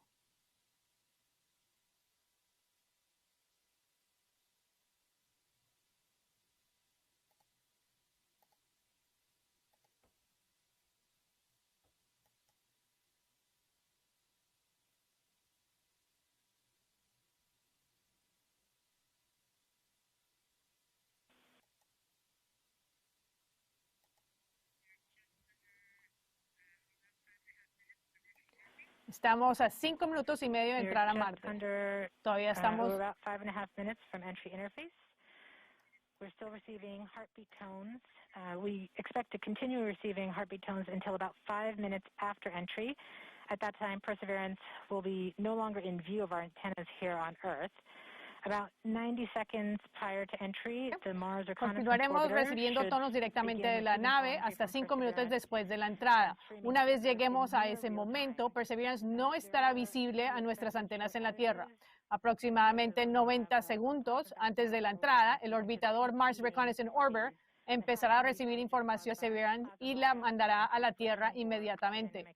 Se podía dar un apagón de comunicación debido a la capa plasma mientras el vehículo está entrando a la atmósfera y en el momento en que se dan las temperaturas más altas de 70-80 segundos después de la entrada.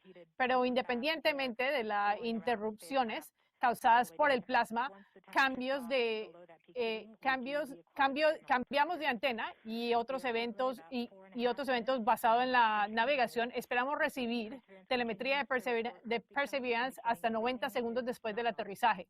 Un apagón de comunicación por la capa de plasma, como les estaba comentando, es cuando la señal de Perseverance no es suficientemente fuerte para penetrar el aire supersónico y por lo que está tan caliente, aire supersónico y caliente que está fluyendo alrededor de la nave.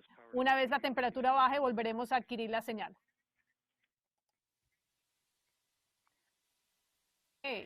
Mars Reconnaissance Orbiter has reported that it's ready to receive the signals from Perseverance.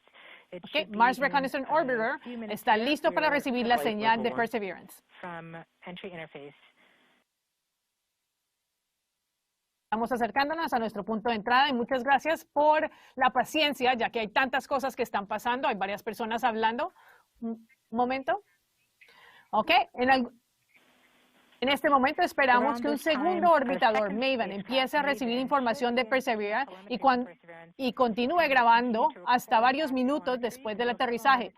Esta información no la recibiremos en la Tierra hasta varias horas después del aterrizaje, ya que está siendo grabada y luego será transmitida a la Tierra. Continuaremos recibiendo los tonos de latido que nos indican qué es lo que está pasando. Pero en este momento todo está bien.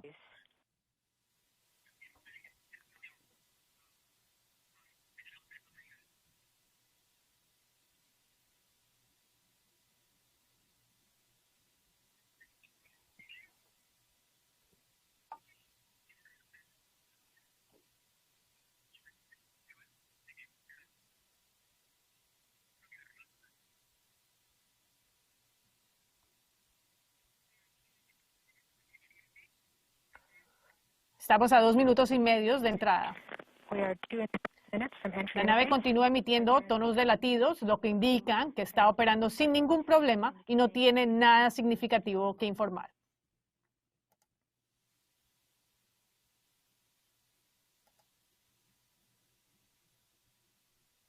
En este momento estamos esperando escuchar que MRO, Mars Reconnaissance Orbiter, ha recibido la señal de Perseverance y estamos esperando. Ahora, ¿por qué es tan importante recibir MRO? Recibir información de MRO es esencial. Un momento. Estamos casi 2 minutos de entrada.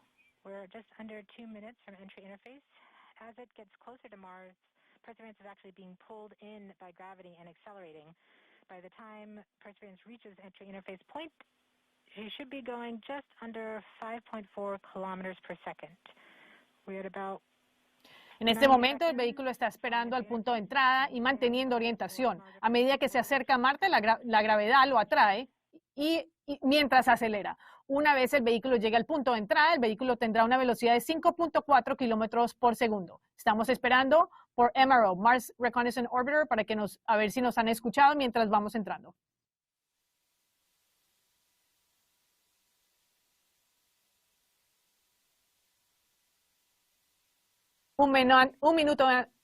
Estamos a 1 minuto de entrada. We are 1 minute from entry interface.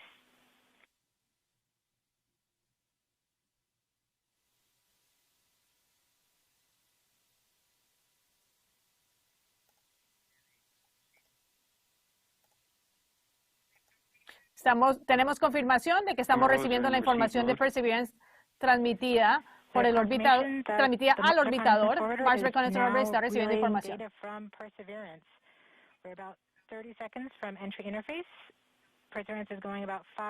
Estamos a 5.2, vamos a 5.2 kilómetros por hora en este momento.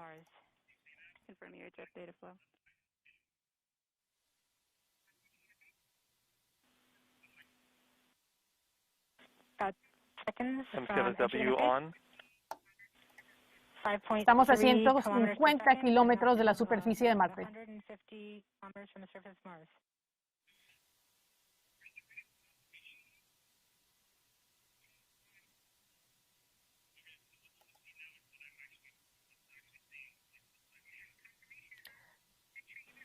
Tenemos confirmación de que hemos entrado a la superficie, a la atmósfera de Marte.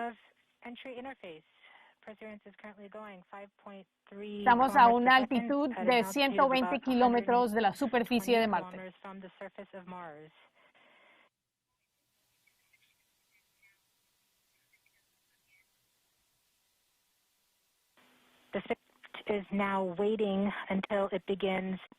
La nave está esperando hasta que empiece a sentir la atmósfera frenándola. Una vez haya suficiente atmósfera, el vehículo empezará a controlar la trayectoria hacia el objetivo de aterrizaje.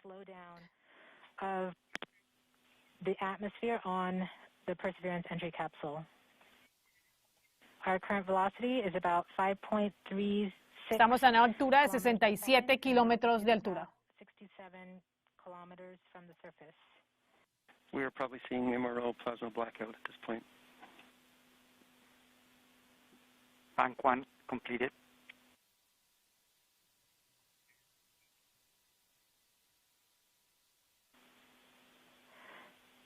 MRO has lost log.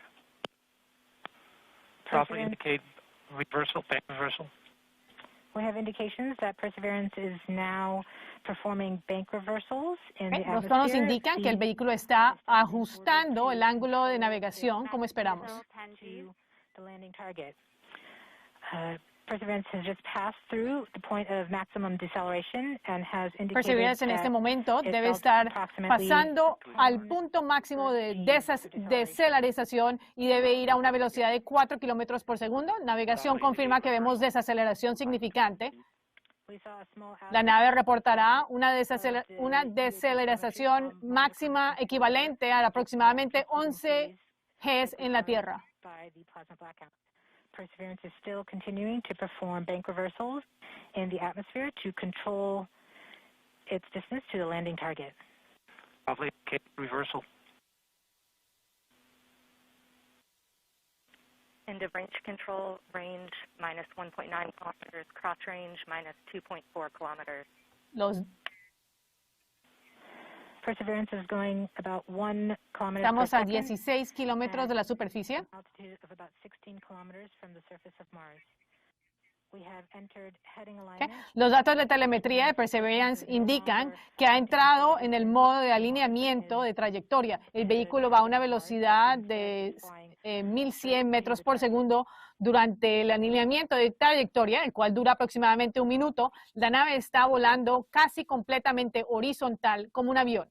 Ya no está activamente controlando la distancia hacia el lugar de aterrizaje. En vez de eso, está corrigiendo suavemente su dirección para volar al lugar de aterrizaje.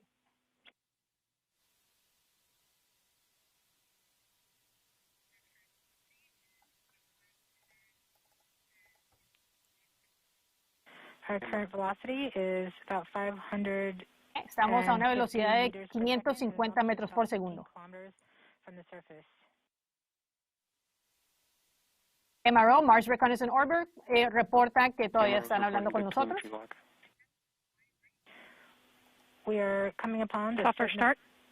We are starting the straighten up and fly right maneuver, UVMD jettison. where the spacecraft will jettison the entry bound Ya vamos a master llegar a la in preparation maniobra for SUFR, que significa orientación vertical con vuelo correcto. Hemos confirmado,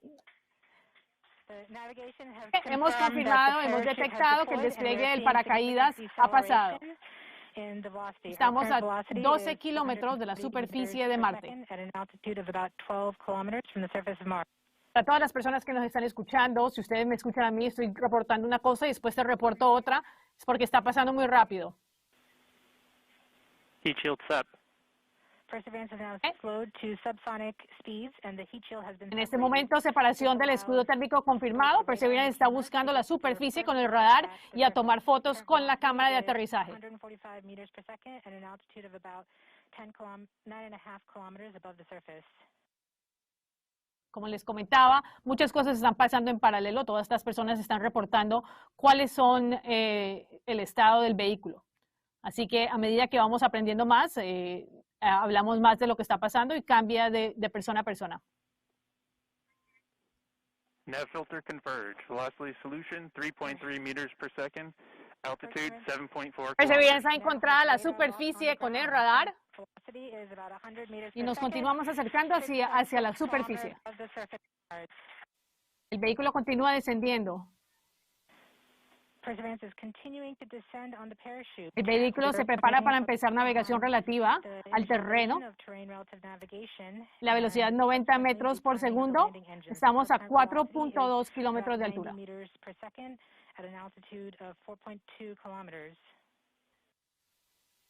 Perseverance continúa descendiendo con el paracaídas. Tenemos confirmación que hemos recibido una respuesta correcta para el sistema de visualización de aterrizaje.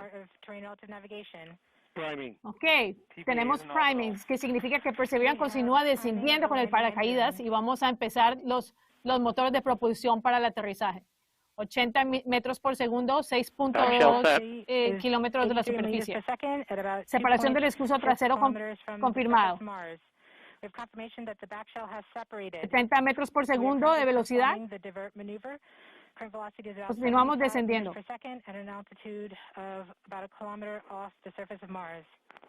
El vehículo de navegación del lugar de aterrizaje continúa 300 metros a la superficie de Marte. El vehículo continúa navegando al lugar de aterrizaje. Constant velocity accordion, altitude. We have started our constant velocity. Vamos a empezar a hacer la grúa aérea. Va a empezar en unos momentos, donde ya sabemos dónde vamos a estar y sostiene el robot. La grúa aérea ha empezado 20 metros de la superficie. Tango Delta. Nominal. Señales de MRO de qué está pasando, acabamos de recibir. We're getting signals from MRO. Renew stable. ¡Hemos llegado! Perseverance llegó.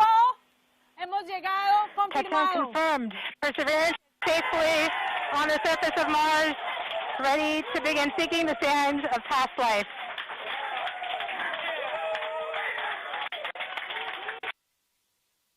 El vehículo de aterrizaje se ha desplazado a una distancia segura de Perseverance y continuamos recibiendo información del estado del robot indicando que ha sobrevivido al aterrizaje. La señal directa de tierra no está, pero continuamos recibiendo información de Perseverance por medio del orbitador Mars Reconnaissance Orbiter durante los siguientes 2 minutos.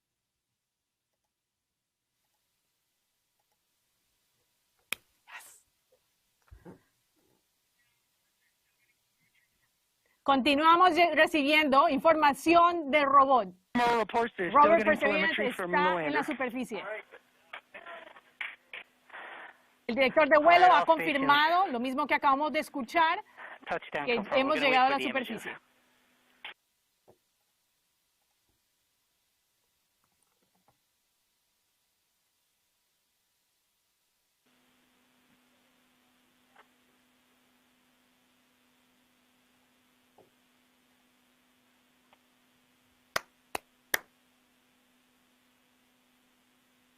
Okay, estamos esperando por las imágenes.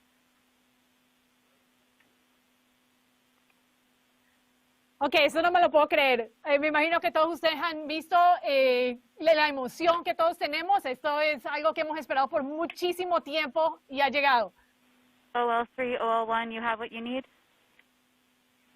OL3, I have what I need. Flight, we have seen the completion of EDL 3000. Copy. Copy activity. That is as expected.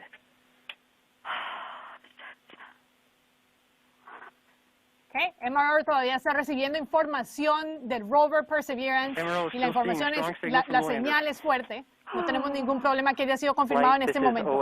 Todo ha salido muy bien, hemos llegado a la superficie de Marte. OL3, you are go. Vamos a llegar con las imágenes, llegar a las imágenes. La primera imagen de Marte ha llegado. Yes! Aquí está la primera imagen de Marte.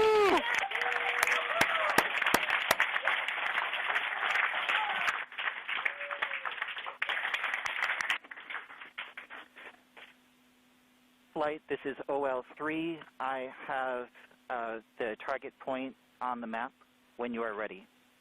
We are ready, Ustedes pueden ver al lado derecho está el cráter Jezero. En la mitad ven una imagen bien chiquitica. Le llamamos el thumbnail porque es un pedacito nomás que llega de la imagen. Pero todavía todos estamos celebrando.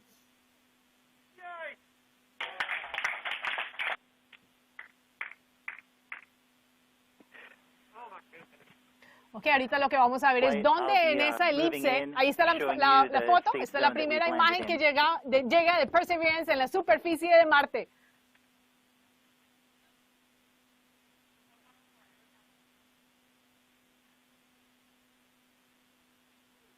Es un...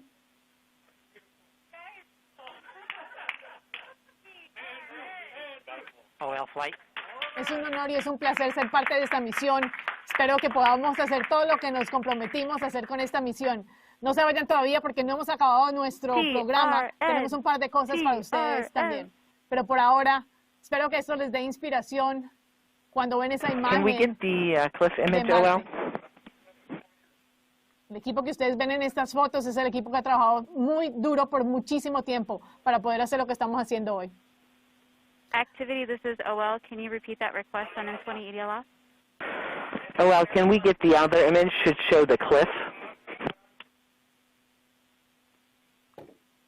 I'm sorry, say what image again? I'm not understanding. Flight OL3. OL3. You can see we've landed about 35 meters from the Como ustedes saben, el equipo, from orbit by their shadows. El sistema de navegación de Perseverance toma fotos a medida de que va bajando a la superficie y las compara con un mapa que tiene para poder navegar los obstáculos. Del obstáculo más cercano que aterrizamos, 35 metros es donde el obstáculo más cercano estaba.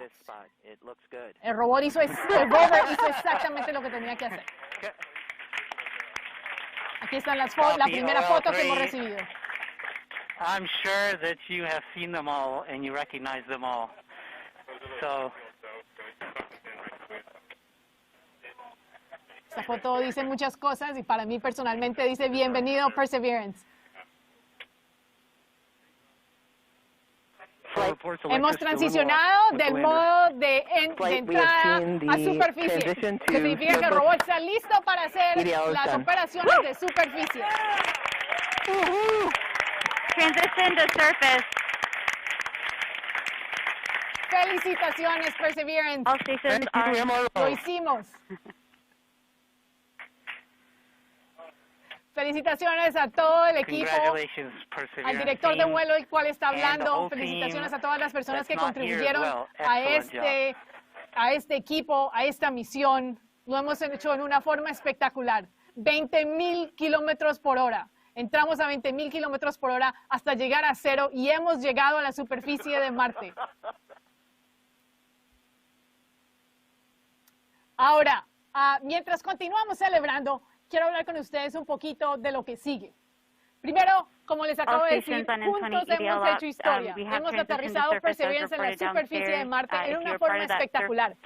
Y esta misión abre las puertas para las siguientes misiones, como Mars Sample Return, que es la misión que colectará la muestra que Perseverance va a colectar. Estoy extremadamente feliz, me imagino que se me nota, y quiero también invitar a una amiga mía, Yajaira, para que celebremos juntas. Yajaira, ¿me escuchas?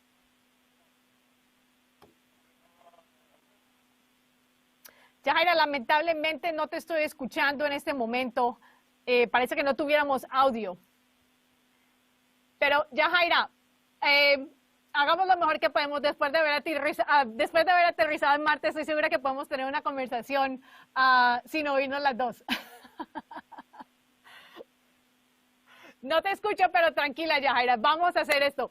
Dime, Yajaira, ¿por qué no nos cuentas un poquito de tú qué piensas de que tengamos latinoamericanos en este grupo de Perseverance?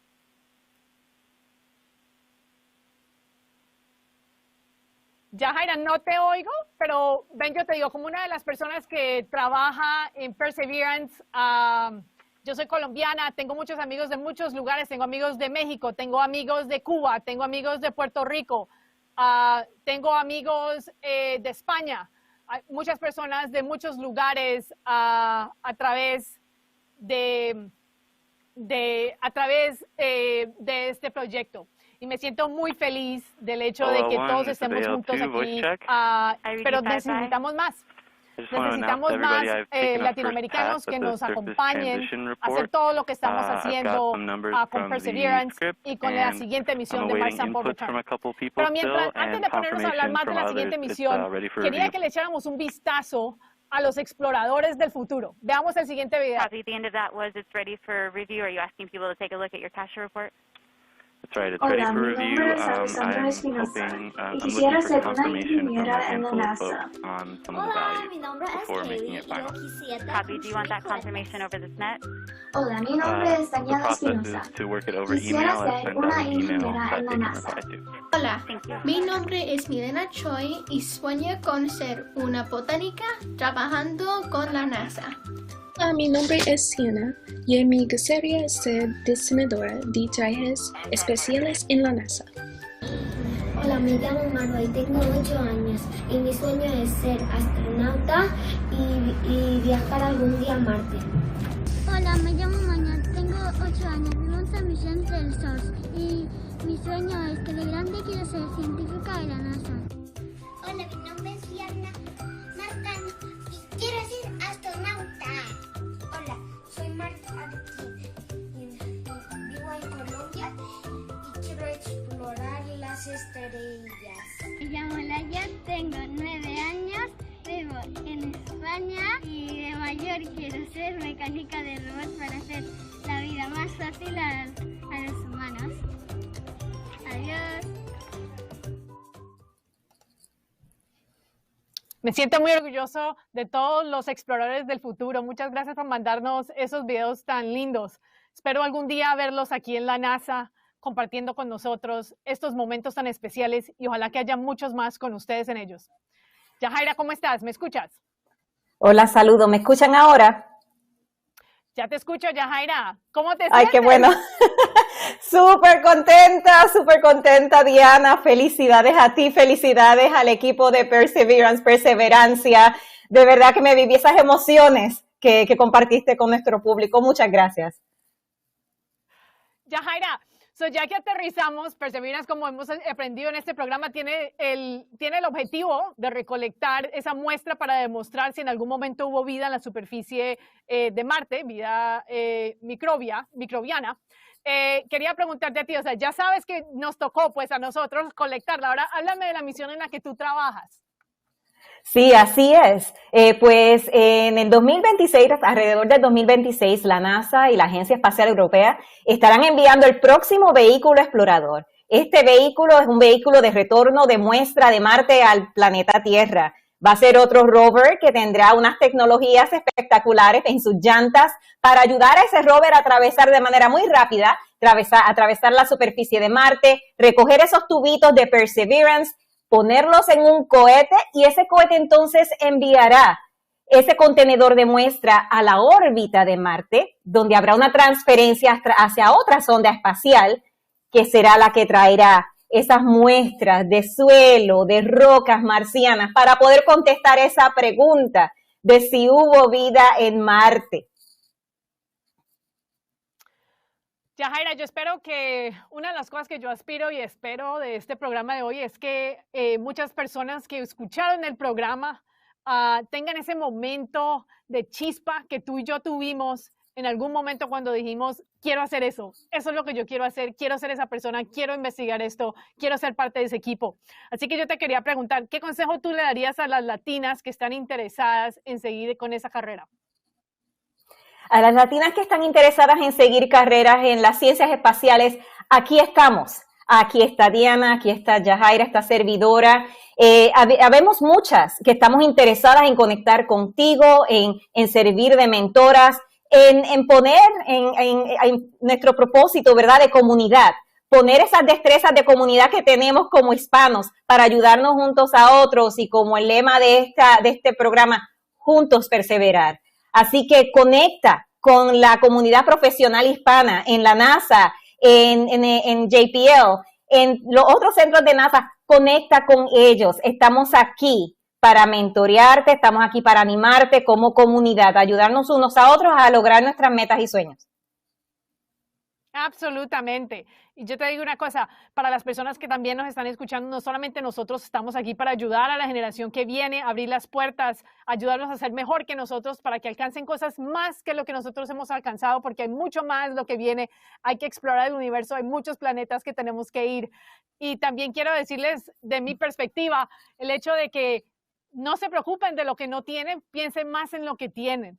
Como una persona latina, lo mismo que tú, Yajaira, me gusta mucho que me has contado la historia de no se me quite, no te vayas a quitar. Cuéntanos un poquito de qué significa eso. Sí, ese es mi lema de vida y se lo debo a mi querida madre, ¿verdad? Que en momentos en los cuales me sentí un poquito temerosa sobre lo que sería mi futuro o carrera en las ciencias, porque una carrera en STEM no va a ser una carrera fácil. Van a haber momentos difíciles, van a haber momentos de desafío. Pero mi mamá siempre me decía, no te quites, don't quit, don't ever quit, no te quites. Termina lo que terminaste, mantente enfocada, mantén el enfoque en la meta, porque el éxito muchas veces se debe a esa pasión y esa fuerza que le ponemos, ¿verdad? Para poder lograr esas metas. Así que no te quites, no abandones tus sueños, porque todo es posible. Diana es un ejemplo de que es posible lograr llegar hasta Marte. Y también yo estoy viviendo en estos momentos este sueño espectacular, ¿verdad? De poder contribuir entonces a estas futuras misiones de retorno de muestra de Marte. Exactamente, no es solamente Yajaira o yo, es también otros compañeros como Elio Morillo, Cristina Díaz, José Antonio, las personas que ustedes vieron, Sandra Hernández, personas que ustedes vieron hoy, las cuales Víctor Moreno, las cuales trabajan en Perseverance, las cuales son también latinoamericanos. Necesitamos más latinoamericanos en todas las misiones que hagamos, porque la verdad es que estamos tratando de contestar preguntas que nunca hemos contestado antes. Así que personas con todas las ideas, con diferentes modos de ver las cosas, es lo que necesitamos, porque si no, no podemos contestar las preguntas que no hemos escuchado nunca antes. Yajaira. Y en una década. Dime. Sí, pero quería decir que en una década, ¿no? Cuando esas muestras regresen a la Tierra, van a ser esos chicos, esas chicas que nos hablaron, ¿no? De sus sueños, de sus aspiraciones. Van a ser ellos los geólogos, los microbiólogos, los físicos que van a estar buscando esas señales de vida. Así que sigan adelante. Me fascina mucho lo que acabas de decir, porque lo que tú estás diciendo es, son ustedes. Ustedes son los que van a explorar lo que sigue de aquí en adelante. Son ustedes los que nos van a llevar a otros planetas. Son ustedes y con ustedes a donde vamos a ir a otros planetas para entender más y poder ayudar no solamente a nuestro entendimiento y a nuestro puesto en el universo, pero también a entender cómo poder ayudar al planeta Tierra.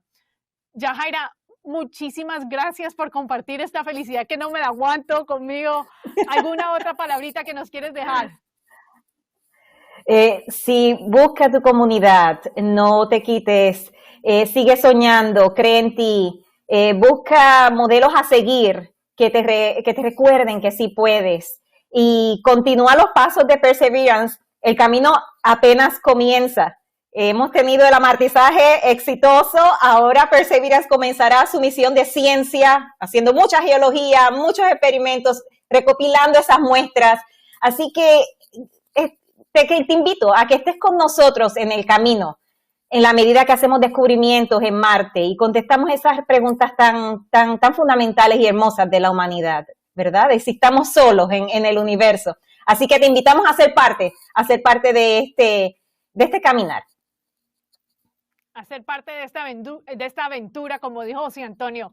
Yajaira, muchísimas gracias por estar aquí conmigo, con estar con toda la audiencia, con compartir estos momentos con nosotros que son pues extremos para mí. Muchas gracias por estar aquí hoy.